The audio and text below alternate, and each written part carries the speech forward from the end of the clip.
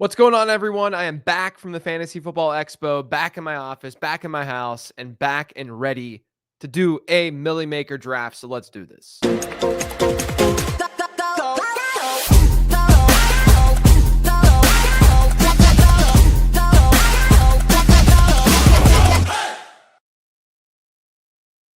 draft has already started. I got the 104 in this thing.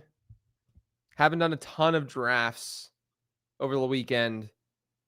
So there's even some news items that might not be as fresh in my head because I was in Canton, Ohio all weekend. We got Dav1NN in here. We'll call you Dav. It's easier. Minnesota Mike, what's going on? We're seeing some Jordan Addison movement, my man. Jaquan, good to see you. The Expo Jaquan was great. Had a great time. All right, let's make our pick first. I might go Saquon. I haven't been getting enough Saquon. So let's just do it. The Expo was great. Got to meet some fans of the podcast, which was awesome. Got to do some drafts at the Hall of Fame. I did the Kings Classic, which have my championship belt right next to me from last year, the snake draft. I wore the championship belt over my shoulder just to be obnoxious as I entered the room at the Hall of Fame. Did our snake draft, did our auction draft. Both drafts were okay. The only downside is I got Tyreek Hill in both of them.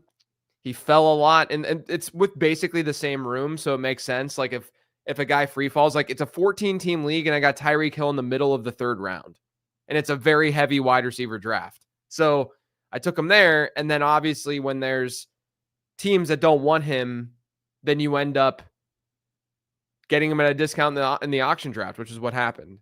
I wish I wouldn't have gotten him in the auction, but it was a discount, so whatever. High variance play.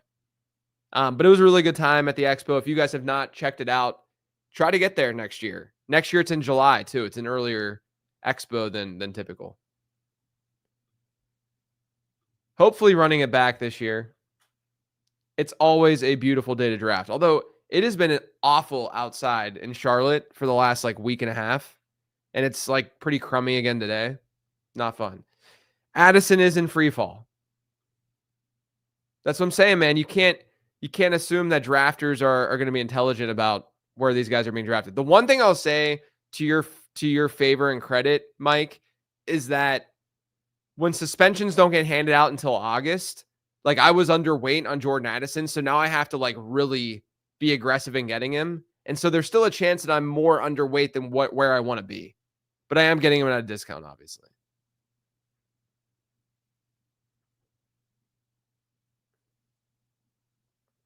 I joined a bunch of slows last night, like the $59 and the and some I maxed the $10. I'm just trying to get as much action as I can right now. And I realized that I'm live drafting all of the or fast drafting all of the millies. This is 132, I think. 133 maybe. So I got 15 to 20 left.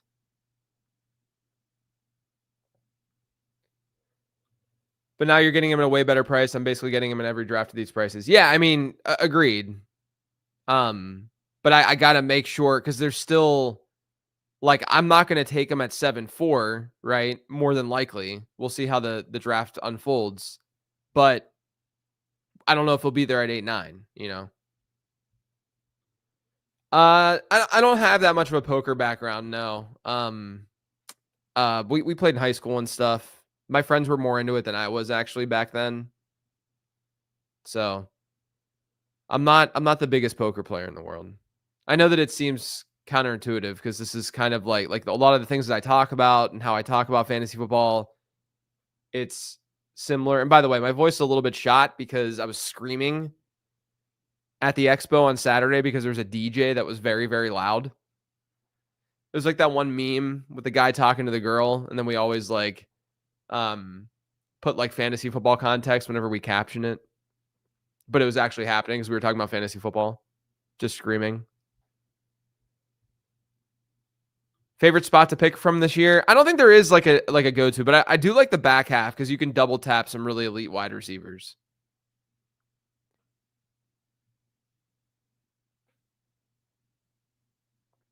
Okay, we got Lamar in round 2.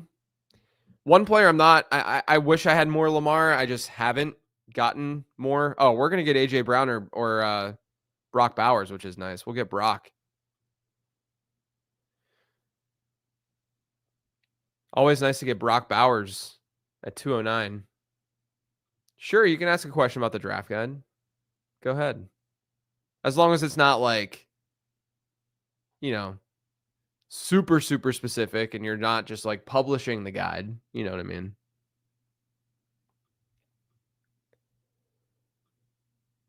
It looks like Tyreek is falling in a lot of these things. Lot of these drafts. Like every draft. And I get it. I mean, I think that he's like a really highly volatile pick. He's not someone I'm targeting.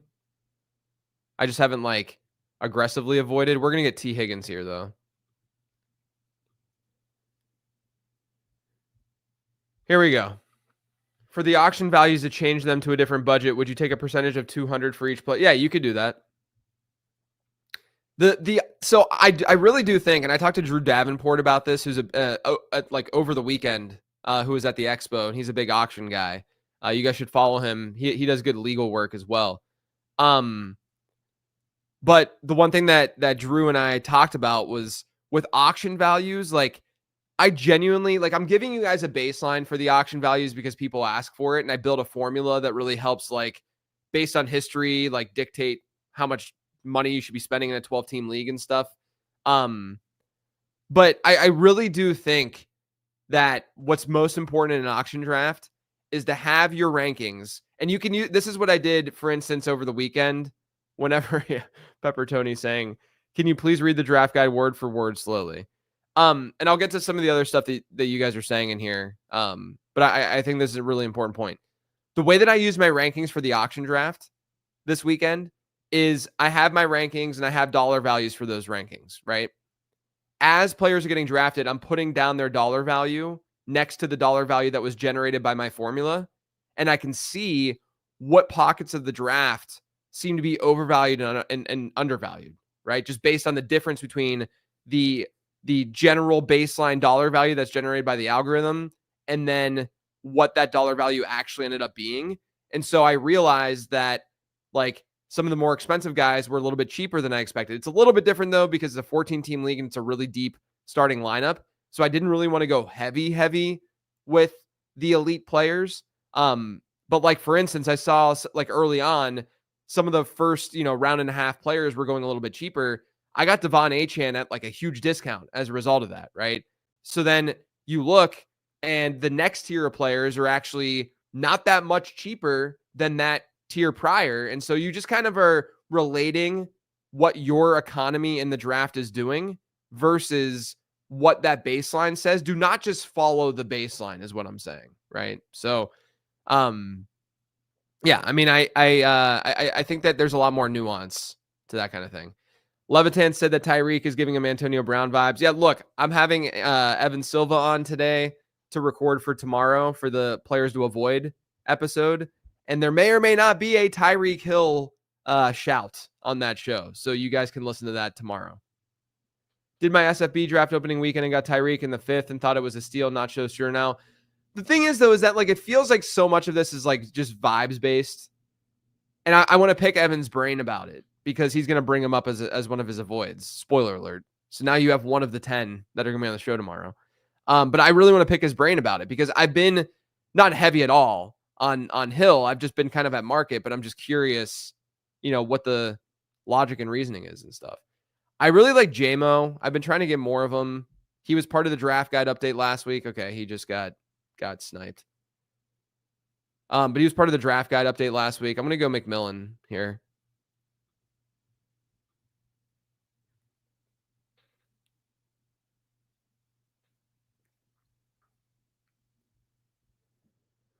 The Brees stuff is interesting.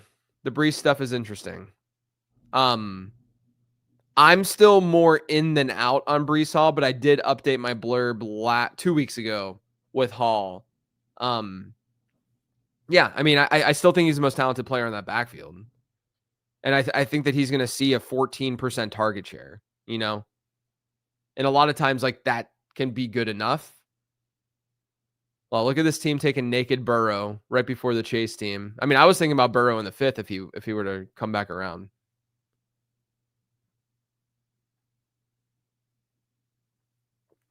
Travion Henderson, I got a lot of Henderson early on when he was at that, like, early 6th price, so I'm happy about that. I'm probably at, like, 13% Henderson. But he's been rising for good reason. He's good. He's good at the game. Yeah, I'll talk about Braylon Allen in just a second since I'm almost on the clock. I mean, we're going to go wide receiver here. I would definitely be considering Rashee Rice if I had a really wide receiver heavy build early on. I kind of want to go Devontae Smith to pair with Saquon.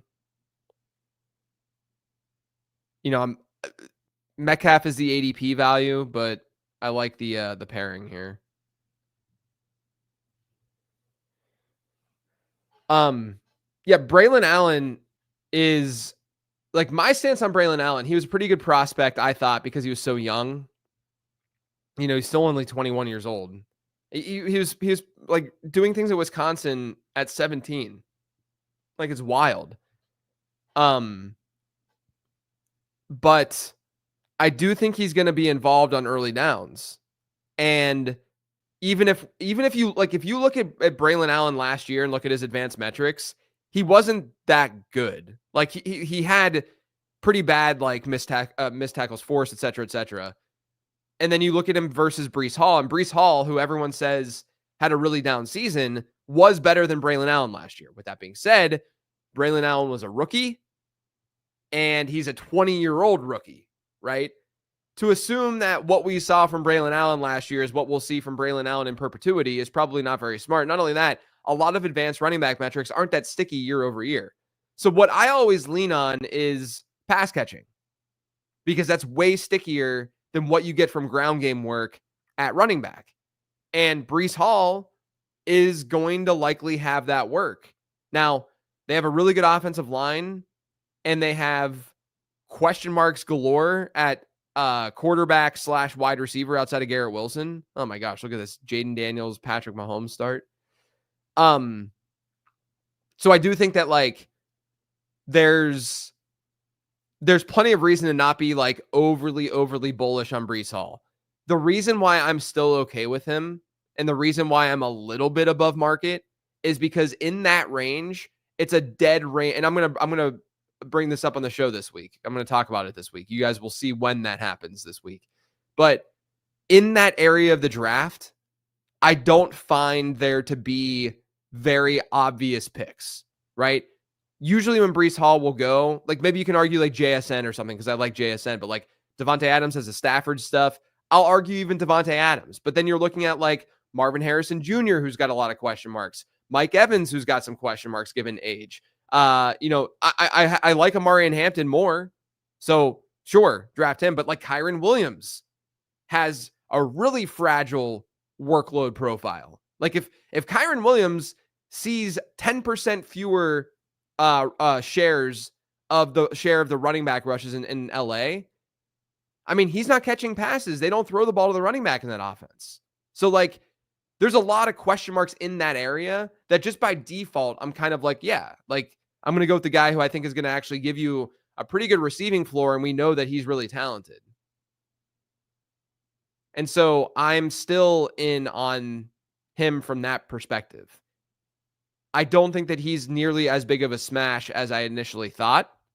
And so that's why I wrote up the additional blurb in the late round draft guide talking about how Braylon Allen should see some work.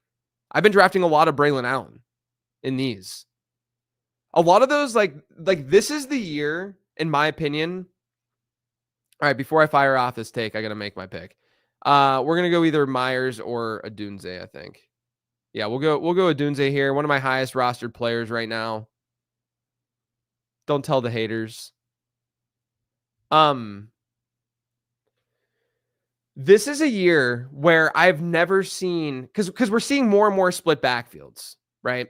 And so when you see more and more split backfields, there's you need nuance to understand how those backfields are truly going to be split and what that means from a fantasy football perspective. And to me, there's been a lack of nuance with that. I don't think that Breece Hall to Braylon Allen, Braylon Allen is still going cheap enough, but like, and best ball is different because those early down backs who don't catch passes, like in those split backfields, they can still score touchdowns and have games that are just going to be way more unpredictable and not fun to have from a managed season long perspective, right? So, like for instance, Aaron Jones versus Jordan Mason, or who's the other one? Oh, Tank Bigsby and Travis Etienne, or anyone in the Jacksonville backfield, right? Tank Bigsby and Jordan Mason have historically not been pass catchers and efficient pass catchers. Man, Sam Laporta really fell, but I don't really want to get him after getting Bowers. So I might go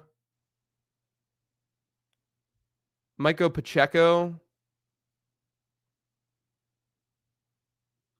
I haven't been drafting a ton of Caleb Johnson.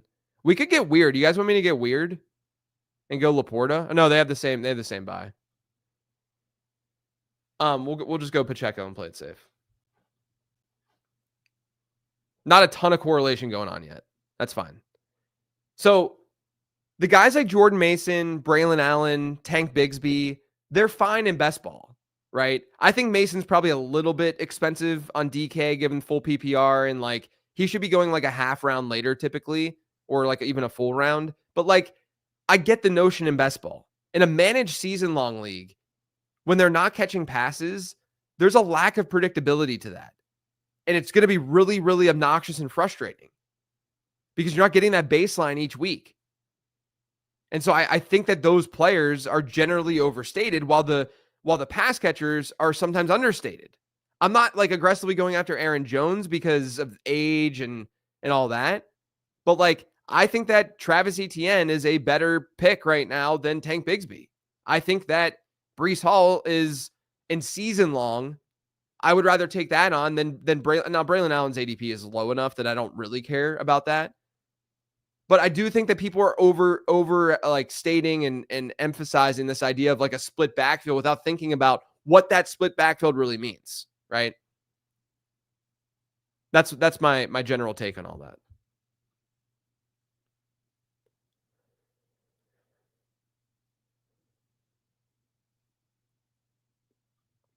Yeah, I didn't even think about that. That the Jalen Hurts drafter, I took Devontae Smith.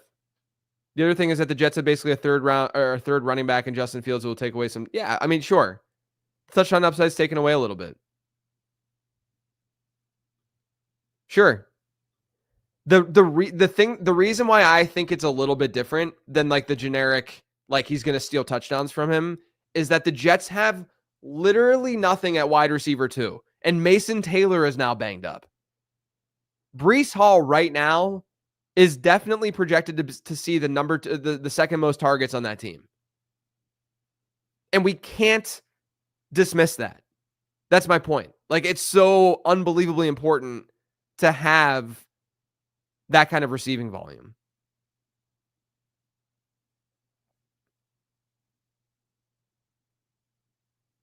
There goes Addison. I was hoping he would fall.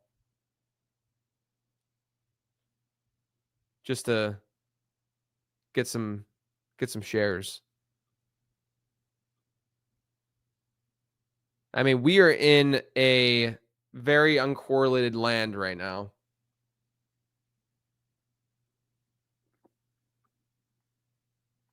Like, I was even considering like Bo Nix next because I have Pacheco. Jaden Reed's really tough to draft right now. I'm probably just going to get Jennings if he makes it to me, because I have a Dunze, and then I can figure out Purdy or Caleb next. Yeah, Reed's in a walking boot. Concerns on Fields' lack of passing volume to running backs. I mean, you have to give it all context. Like there's been seasons where it's been okay enough. Even last year was okay enough. They did see an uptick in a couple percentage points in target share to the running back when Russell Wilson took over, but it was still high. Like it comes down to personnel, right? Like we can't just assume that what's happened historically in an offense with completely different wide receivers and pass catchers will happen right now in a new offense. Like I'm trying more and more to not fall victim to that kind of stuff, right? Like we know generally Justin Fields isn't that great, and we know generally that mobile quarterbacks probably aren't great for their running backs and such. But I do think that what's going on in New York is a little bit unique because Josh freaking Reynolds is their wide receiver too. They have a rookie tight end who's their starting tight end who is hurt right now. Yeah, we haven't heard much about Jennings. Mike says that you think that he's on track to start week 1. I hope. I mean, next I think we got to just take quarterback, and we'll take Purdy if he's there. Yeah, we'll just go Brock.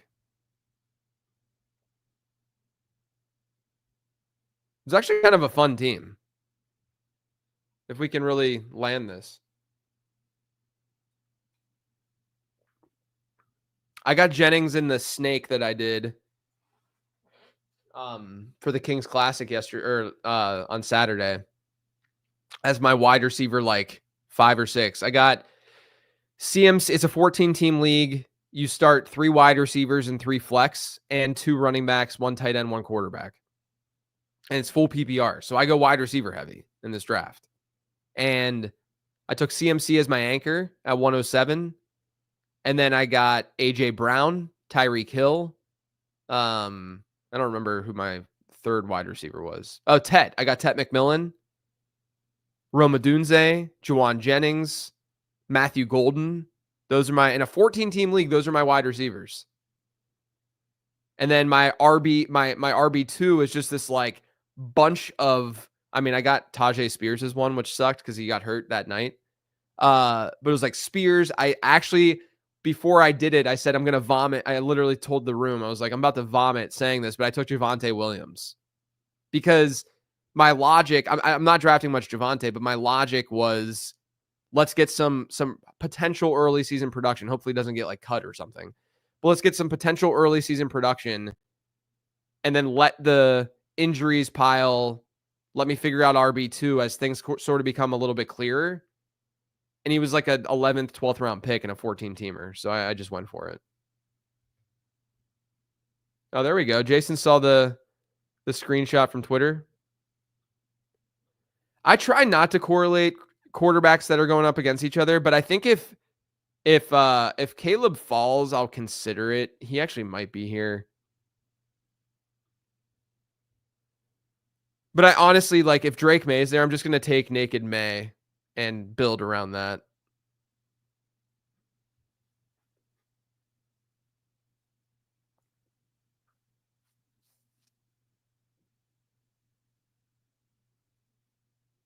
I just think Drake May is just like one of the easiest go-tos. Yeah, I can get Loveland too. I think May is that dude this year. Like the late round quarterback that we're gonna look back and say, okay, he's a top 7 player or quarterback in fantasy next year. Oh, some Chisholm. Have they been high? So like I've been away all weekend. I've gotten like the injury stuff, but what have Beats been saying about the Patriots pass catchers? That's one of the lower key like best ball storylines, I think, because we're trying to get some of those 20th round darts. It sounded like Booty was doing all right. No? Yeah, I can mouth kazoo. All right, there goes Loveland. I really might just go May because I like May more than Caleb straight up. And I don't love having that week 17 together. People might hate that pick, but he has the same buy as Purdy, but I'll get, like, if Caleb is there in the next round, I'll just get Caleb and have those 3. But I'll get Bryce. I'm thinking Bryce Young later for Tet. We can get like Hunter Henry and Demario Douglas. There's other outs. Yeah, I can mouth kazoo. You guys want to hear a mouth kazoo? We'll do final countdown. You know the intro. Do-do-do-do. Do-do-do-do-do. Ready? That's my kazoo. I was doing it for Kitchen all the way up to Canton from Charlotte. We got 80 people watching right now, which means 80 people just had their mind blown. Oh, is Bryce week 14 as well? That's not great. Yep, he is. Looks like we can't get Bryce. So we'll have to build a separate stack. Oh, we get Geno too. Geno's probably the play. Good call out though. I would have seen it as I was picking and then panicked. So I appreciate that. I mean, we might get Caleb if they don't get Caleb here.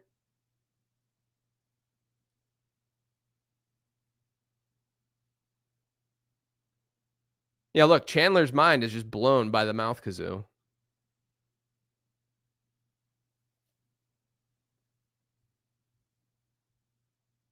Oh, he's going to auto. Here comes the auto of Caleb. Ooh. All right, we got to just get Caleb. I mean, it's an expensive trio, but I think the way that the early rounds went for this draft, we can afford to do it because we already have the anchor at tight end. We got the anchor at running back. We have good wide receivers. I think we could afford to do that in this draft. And it also makes the rest of the room panic more because there were some teams like this one, the Jaden Daniels, Patrick Mahomes team, Mayfield Knicks. Like there were some teams that took multiple earlier round quarterbacks. So then they're going to be panicking. Like the teams that didn't are going to be panicking a little bit in the next rounds. You know that this team was really hoping for Caleb to fall. But yeah, now we're good. I think you gotta bump Spears down. I'll take him if he gets to a good spot. High ankles are not fun. He's been a pretty injury prone back. You know, I think Pollard gets a bump. Pollard should where did Pollard go in this draft? Yeah, so that's probably where he should be going. I would take him over Montgomery personally, but I think he should be going in like Swift and him, probably same tier.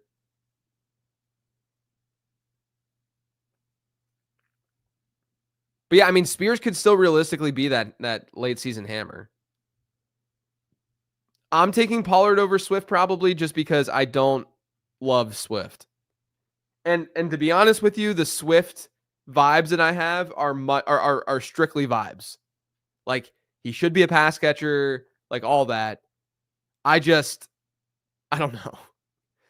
I think everyone feels the same way. You're like, is this really happening?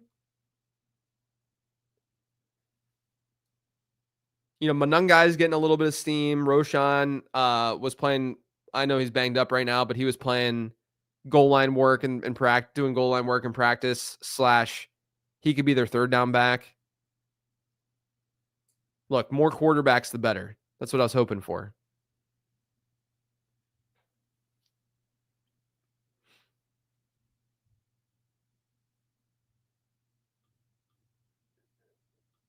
We do need some running backs or wideouts.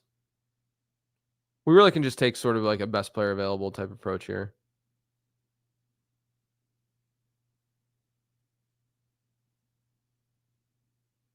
But we're going to need to stack May. So I'm going to make sure I have Demario Douglas and Hunter Henry starred.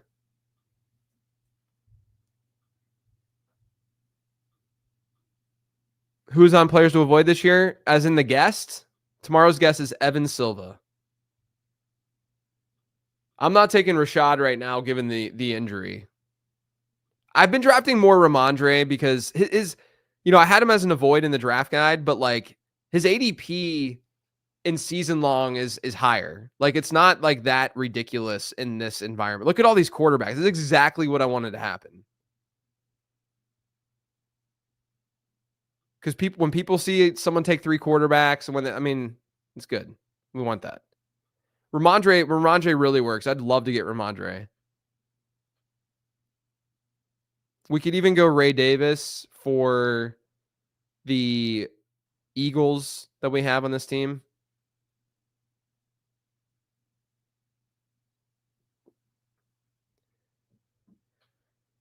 Come on, give us Ramondre.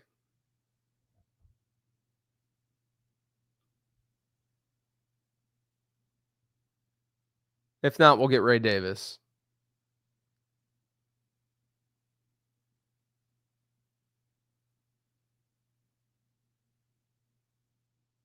This team has 2. Yes.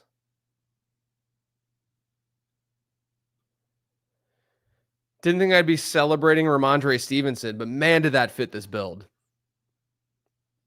With drafting Drake May. Ramondre's going to get first crack at the early down stuff.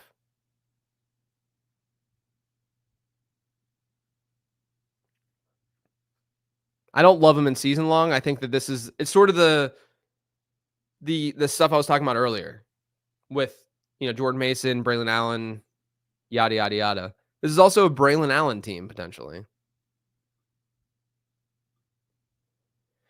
Ray Davis still there. Could go wide. We can go Kyle Williams, but he's not getting as steamed anymore. I honestly, I don't know. Oh man, Hunter Henry just won. I think we gotta take either Kyle Williams or Demario Douglas. I think with this team, I might go Kyle Williams for upside purposes. But Demario Douglas is just fits this offense. I think they're going to use him a lot out of the slot. What do you guys think? Demario Douglas or Kyle Williams? You guys have a feel, a way that you want to go? Because we got our choice. I'll go with whatever you guys say here. I'm putting Kyle Williams ahead because he's... Okay, we got 1 Demario Douglas, 0 Kyle Williams. We got 2 Demario Douglas, 0 Kyle Williams. We got 1 Kyle Williams, 2 Demario Douglas. So Douglas is winning. Right now, Douglas is winning. All right, we're going to have to go Demario. I left it up to you guys.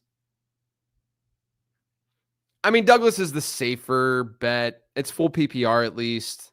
He's been getting a lot of love out of camp, Demario Douglas.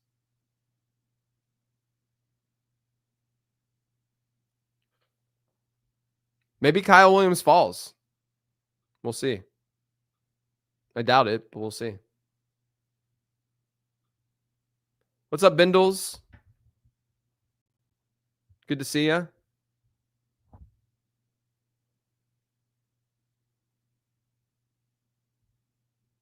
This team's pretty fun.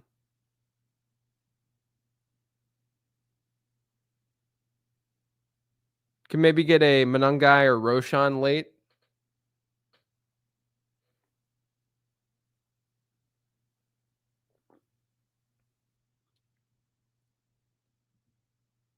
Braylon Allen works in this build. I don't know anything about Williams, but I feel like he's going to be a 0. I do think that, that we have to think about, a down season being in his range of outcomes. I think he's really good. I think he's a really solid third round NFL draft pick.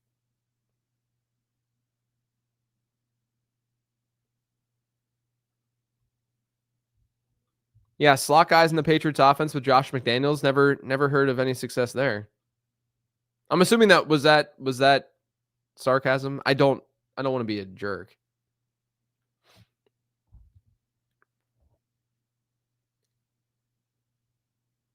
All right. So Kyle Williams is still sitting here.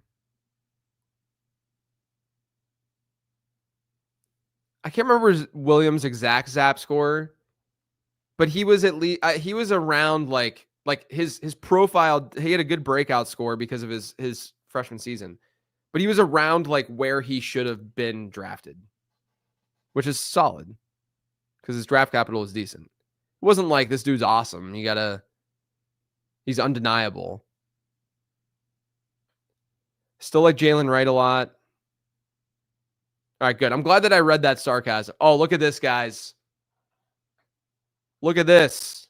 Yeah, I know I have a lot of week 14 buys. It's going to be rough week 14. Boom. We still got Kyle Williams. So we stacked May with Pop and Kyle Williams. But yes, there's a lot of week 14 buys. Look at this Patriots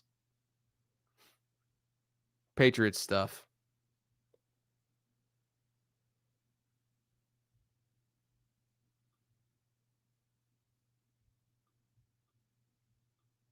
I appreciate it, Tomer. That episode with Sean was really fun. He's a very thought-provoking analyst.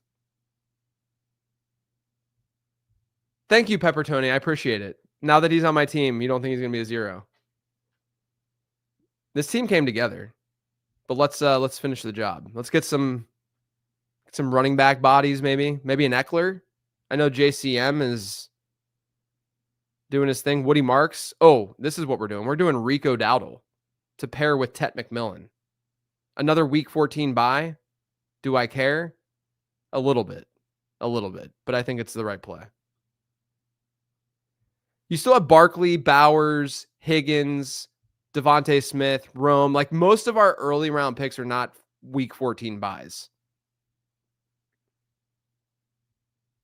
Rico is going to get more run, I think, in that offense than what's being projected right now. You guys know that I've been pretty much fading Chuba.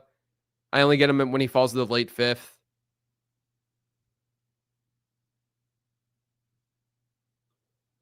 I'm a little scared of Garendo just because I don't know. Like, part of me just thinks that people are making the assumption that he would just be a workhorse if CMC's out.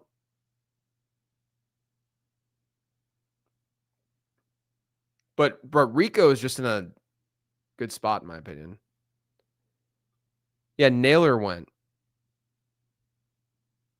Naylor at 14-7. Do they have... They don't even have J.J. McCarthy. They have Lamar and Dak. Appreciate it, Philly. Love the DK content on this channel. New sub, but longtime fan. Thanks, man. Or woman. Don't want to assume.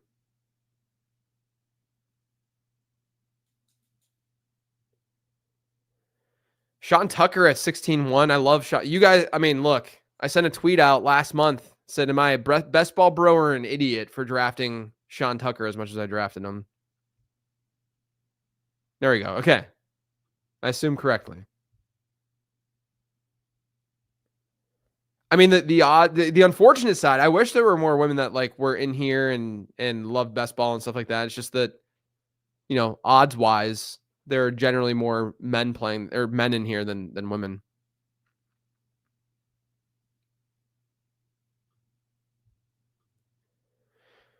I still feel like Eckler should not be falling like this. It's kind of wild to me. I like JCM. I had a lot of JCM in the 20th round before, and I'm not saying that to brag or anything. I'm just saying like I was drafting him, and Eckler in a full PPR format, JCM in my opinion, Bill, hurts Brian Robinson more than he hurts Eckler. Like, it's just a very interesting way that people are sort of analyzing that situation. But like we're talking about, he has a 157 ADP and we're at pick 190. All right, he just got drafted. I got sniped by him. I deserve that after talking it like I did. All right, we do need a tight end. We could go Chig. We don't have any Titans or... I haven't been really drafting much Jonnu. We can go Gesicki, but I don't want to go that route really. Let's just go Chig. Just get a player. I can back up Brock Bowers. I really like Chig. He actually might be a late round dart ad in the guide this week. Because I'm actually going to put that as a note. Because he had really good usage in the preseason game. And then also, this is the kind of situation that you want to target in for tight ends, where he could just be the number 2 target on his team.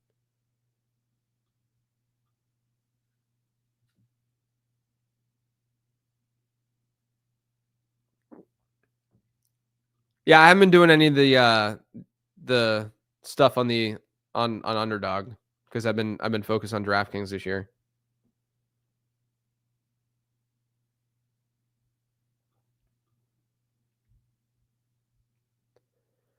All right, what are we at? 3-4-7-2. Pretty open to anything.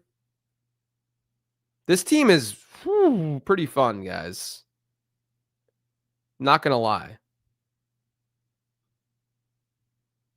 Let's see what kind of running backs we should throw out there. Brashard, still drafting him. Kyle Monangai. This pick might be a Monangai pick because I think his ADP is going to start rising after the preseason game.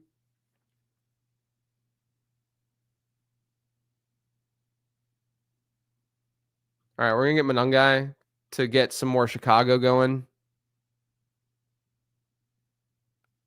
I genuinely don't feel much different in terms of value. 20th round, you start to get some like questionable players, but like 17 to 19, I don't feel much of a difference. Oh, I forgot I already had Pacheco. Yeah. So I'm not going to get Brashard Smith.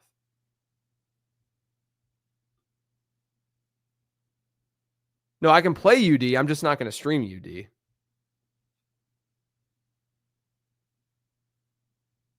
I genuinely have had more fun playing DraftKings this summer. Genuinely. Because it's just there's more, you get a wider variety of drafts and draft types. It's just been I've really, really enjoyed it. Nothing against the other platforms. Yeah, thank God I went Monangai. Like I think best ball platforms are great. Like a lot of them are. I'm just saying like I've really enjoyed my time doing this on DraftKings.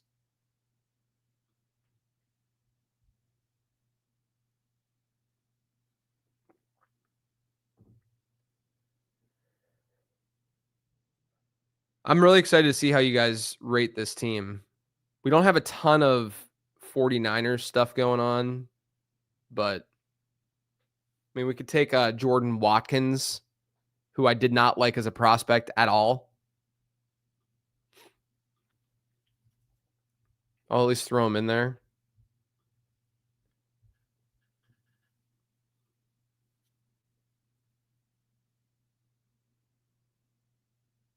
Torrey Horton, I love. Jalen Royals fits this build. We're gonna not do Brashard Smith. These 3 picks are critical for my evaluation, says Beefcake. AD Mitchell, always an easy go-to. We could get like Troy Franklin. I'm trying to not have as much Devon Vele. Could get Troy Franklin. Vele is still going to be their slot. So before the haters come at me, I am not taking Phil Maffa. Ain't no way I'm taking Phil Maffa. Someone can clip that whenever Maffa is dominating, but that is not a profile I care about.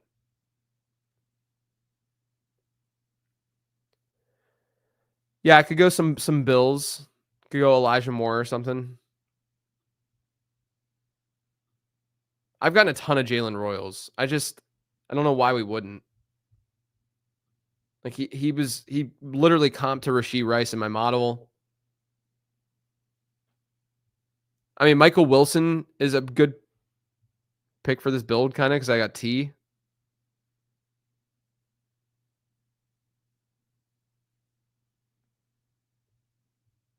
Ain't no way. No, I'm not going to get Shipley with Barkley.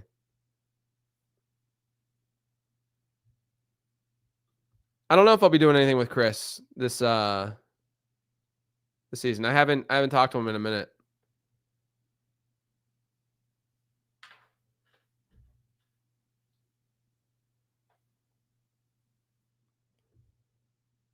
All right, I will go Jalen Royals. I got to make sure. My wife was just calling me. I got to make sure everything was okay.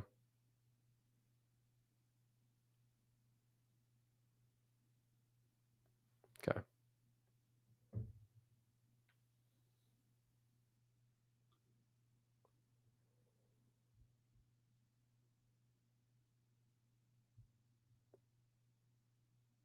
I kind of want to stick it and be done at 2 tight ends with Bowers and Chig.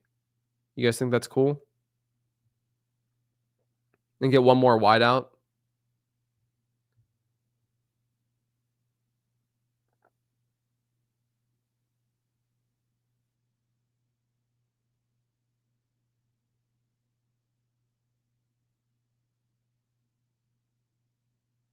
Yeah, I'm gonna go extra wide out. I might go Michael Wilson. Like, it's gonna give us some spiked weeks more than likely. And then 80 Mitchell probably if I can't. Don't have much correlation there, but I don't care as much. Let's look at running back.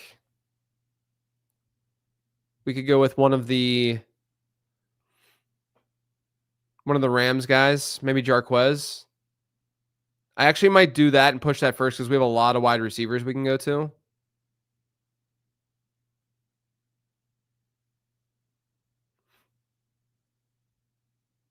Just get another dart. Let's just get another dart at running back. Get Jarquez. Because we have a decent stable there. And then we'll go one more wide receiver. Yeah, I mean, I haven't like gone nuts with Michael Wilson, but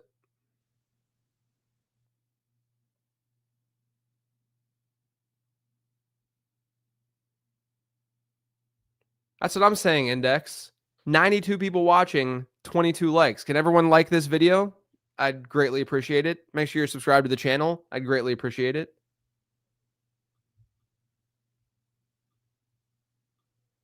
The thing that's really weird about the Colts is that Tyler Warren does seem to be, and like Tyler Warren's going to move up my rankings. I had him at like tight end 14 or something. I think that he should be probably tight end like 12-ish, 11-ish.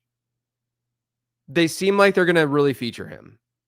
And if they're going to feature him, how are all of these dudes going to eat in that passing attack? Like, how is that going to happen?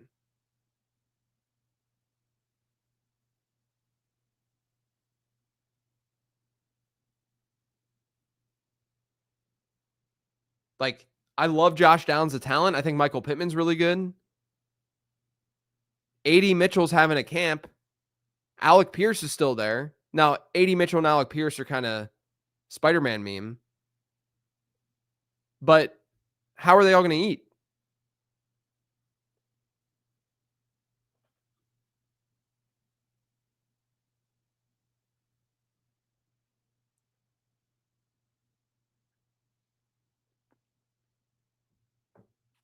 We'll go, this is where we'll rank a Mitchell. Well, we can't get Jordan Watkins. How does a non-Purdy team take Jordan Watkins anyway?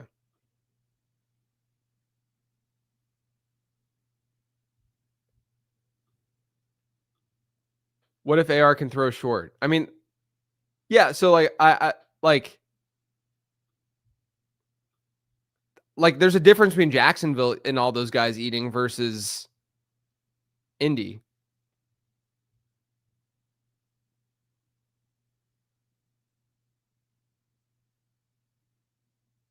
I have enough Patriots. I'm assuming that was sarcasm though, for the record.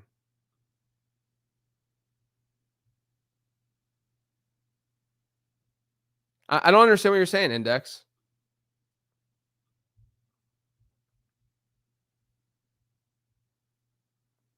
Okay, it was sarcasm. Good. Then we're cool. All right, get ready to rate this team, folks.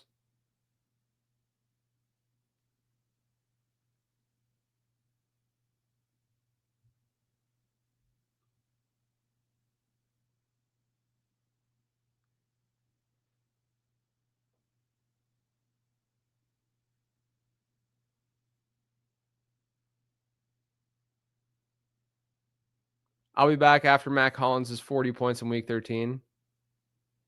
I'll give you the rundown in just a second. We're about to finish. It's the last pick.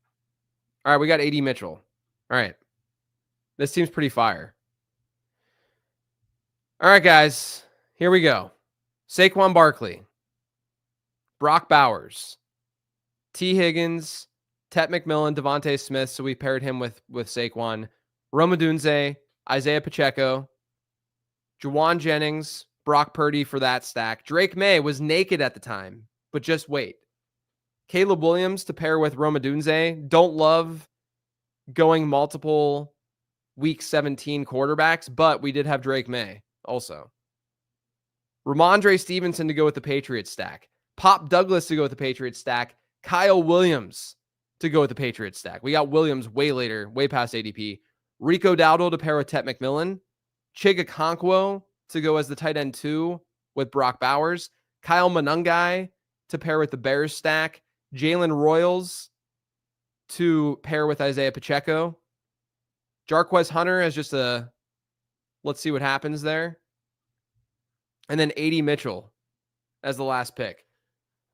This is top 3, I think, of all the streams. This team is nice. This is a nice team. If I'm getting like 6s or 7s here, I'm gonna be a little upset at that person. Yeah, same QB game stack is the only problem with the team. That's fair. 8.75. Kitchen says agreed. This team is sweet. 7.5 from Pepper Tony. See, Pepper Tony, you're just hating right now. Love this team. Don't like the Bears personally. Fair enough. Fair enough. I can't do another team. I got stuff that I got to do. Maybe Kitchen can do one today, maybe. Kitchen, you want to do one today? You got 9-ish, 9.4, 8.9. Yeah, that came together. That really did come together.